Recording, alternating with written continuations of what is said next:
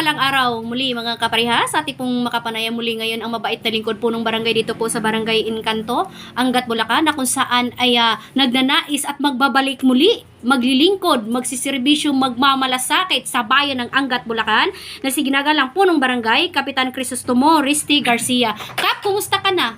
Hello, mabuti po. Alright. Pero Kap, may tanong ko lang po, kumusta na po ba sa ngayon at muli ang ating nasasakupan na barangay? Dito sa amin, sa tulong din ng aking mga kasama, mga voluntaryo, mga barangay tanod.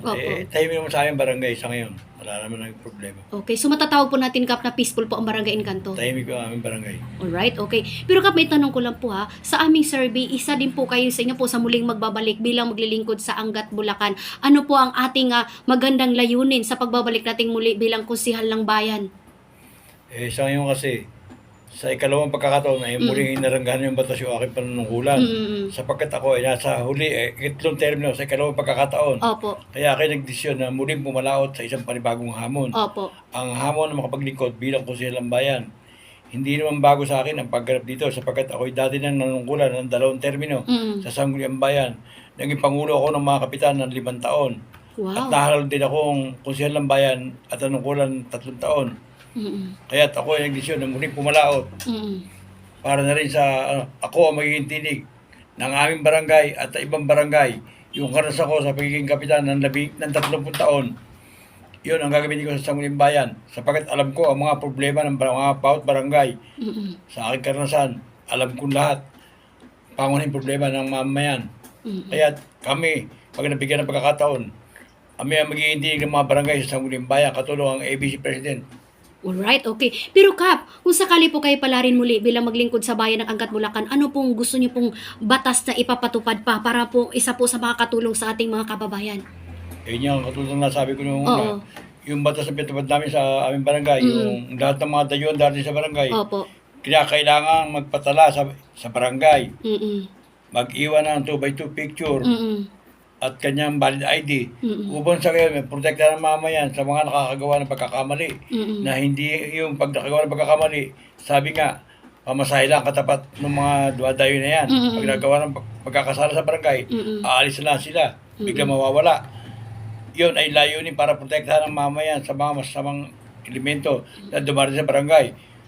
Nung minsan, kung sa barangay ko noon, pinagawa ko ganyang ordinansa, meron dumating dito na malaman meron ganon.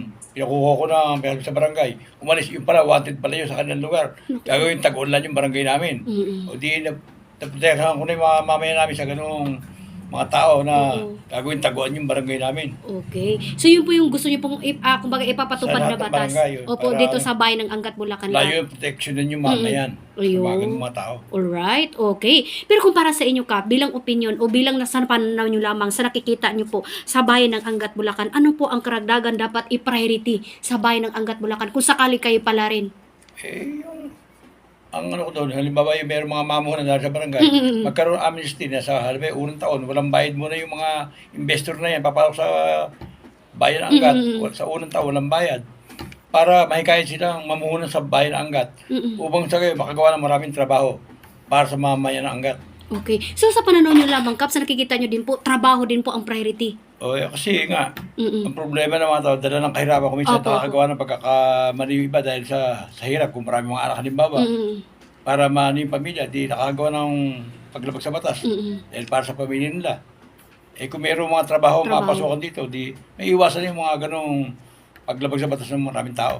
Alright, okay. Kung mayroong trabaho, ibibigay sa mamayan. Opo, so trabaho talaga, Kap. Trabaho kailangan talaga sa magkaroon ng pagtuloy na hikayatin yung mga investor na maglaan ng puhunan sa barangay, sa bayan ng Angat. Sa pananaw nyo lamang, Kap, bukod po sa nabanggit nyo kayo ng trabaho at nga po sa mga batas na gusto nyo ipatupad dito sa ating bayan ng Angat, Bulacan, so ano po ang karagdagan nyo pong nakikita at i-priority pa? Ako, nung ako'y dating nag-consider na 2 termino, may mga bata ko bibigyan allowance na sa araw Lunes. Sa akin, bibigyan ko sa allowance na pambaon niya. Kasi gusto mag-aral, wala lang kakayahin magulang. Bibigyan ko konti allowance yung mga bata. Opo. So parang scholarship.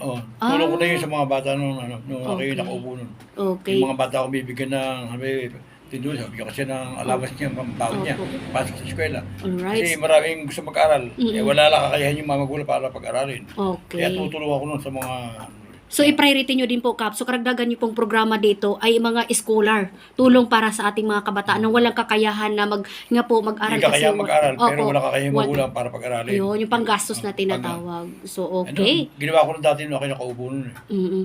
Okay, bukod po doon, Kap, ano pa pong mga sinisagawa nyo po noon nung kayo pa po ay naging konsehal ng bayan ng Angat, Bulacan? Bukod niya sa mga ordinasyon, Oo. gusto ko nga yung... Noong kasi ako nakaupo nun, ang kinukuring komite sa Sangguniang Bayan, ang hinihingi ko yung education. Education. Okay po. At tumutulong din ako sa mga ano, Opo. kaya mag-agrad ka nun, o kulang ano, tulong. At sa ating mga Ang labi din sa kababayan. akin yung mga magulang. Wala sila mag-agrad walang pambili ng damit. Oo. Kahit sa kamunting paraan, makatulong ko sa mga kababayan natin. Tama, okay. So, Kap, kung nanonood po ngayon, Kap, ang ating mga kababayan sa Angat, Bulacan, ano po ang inyong panawagan para sa kanila? Na kayo po ay lalahok muli bilang isang ating konsehal ng bayan sa Angat. Doon niya ako sa mga ibang politiko na puro pangasay, puro pera. Mm-mm.